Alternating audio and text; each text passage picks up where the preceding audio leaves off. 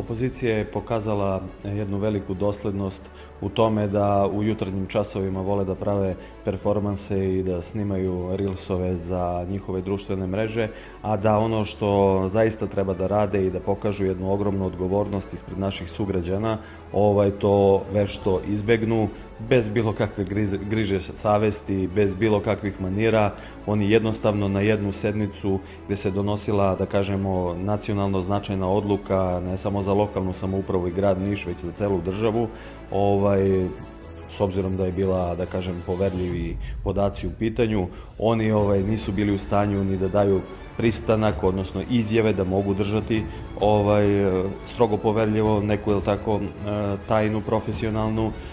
državnu, i jednostavno su napustili sednicu i pobegli su bez traga, nisu se vraćali jedno određeno vreme, što je po meni, kažem, već viđeno,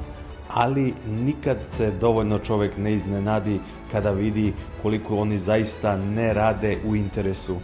građana koji su glasali za njih, već samo, dakle, u svom ličnom interesu kako bi stekli neke jeftine političke poene i afirmisali se na bilo koji drugi način. Sigurno je da ako nastave ovakvim putem, sigurno to će se odraziti i na izborima i na samu opoziciju.